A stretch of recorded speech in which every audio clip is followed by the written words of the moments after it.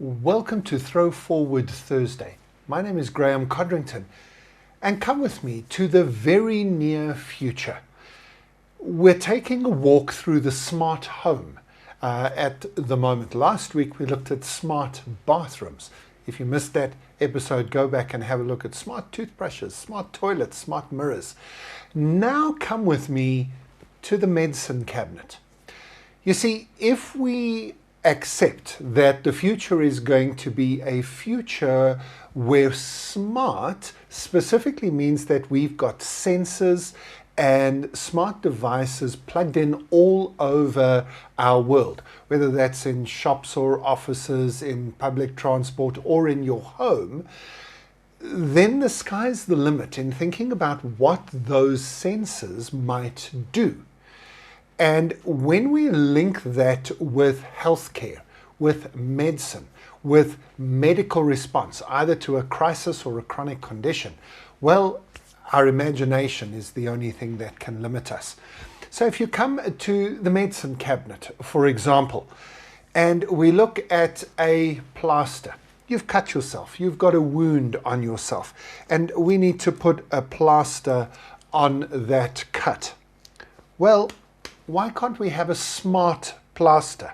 I mean, if we can spend a little bit of money, if Elastoplast can spend some money to negotiate the license fee to put a Disney character on their plaster, well, I'm sure that they can employ people who can make the plaster smart. Wouldn't it be great if there was chemicals or some kind of sensor and analysis in the plaster that could tell you if the wound was getting better or maybe it was starting to get a little bit septic. Can't be that difficult to make sure that the plaster changes color if something's going wrong with the wound. It's just a chemical reaction. Doesn't even need to be smart, but the mindset might then add a little sensor that could then alert an app on your phone, or if the person who has the wound dressings on them maybe couldn't look after themselves, it was able to then alert a healthcare worker or alert a doctor. If we're going that route, well then why don't we put sensors into the floor of the room of a person who maybe was prone to having fits or having seizures. And then if they fall onto the floor, the sensor would pick up and be able to analyze that this wasn't just somebody walking, but they've actually had a fall, and again, an alert could happen. It's not necessarily a cheap technology to put into somebody's a room or a home, but it's probably cheaper than moving that person to a residential care facility. So that's quite a big thing that you would put into a house, but maybe worth it. We could, of course, just use our smart devices, our smart watches, to make sure that we are getting regular checks of your blood pressure, of your body temperature, of your heart rate. If you're diabetic, to take regular checks of your insulin. If you're asthmatic, there would probably be sensors that you could put into glasses or maybe put into a necklace around your neck. Sorry, I have a microphone that I think I've just bumped there. But basically, as long as you're putting it in this place, that's the point, right?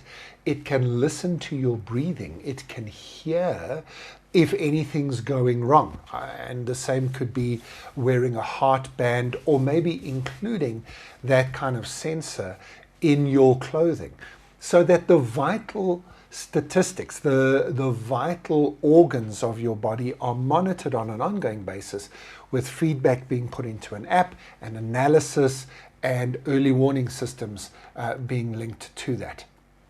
Once you start to think about this, as I said, you're really only limited by your imagination, aren't you? The smart home of the future is going to be a home that is going to keep us well, watch us when we get sick, and make sure that it doesn't get worse in time. The smart home. Hope you're enjoying getting a glimpse of what is possible when we link sensors to the Internet of Things, to cloud data, to artificial intelligence, to remote data analytics, and bring all of that back into meaningful, valuable insights into your life, especially around health today. Please join me next week as we continue looking around the smart home of the future in our journey into what is possible and what will really make a big difference in our world. As always, make sure that you go to askaboutthefuture.com if you have any questions about what we do here at Throw Forward Thursday, or if you have any insights that you'd like to give us, anything that you would like to add to this little mini-series on the smart home of the future. Askaboutthefuture.com. Love to hear what you've got to say. Otherwise, make sure that you connect, like, subscribe, hit the notifications bell, and come back next Thursday as we continue looking at our smart home.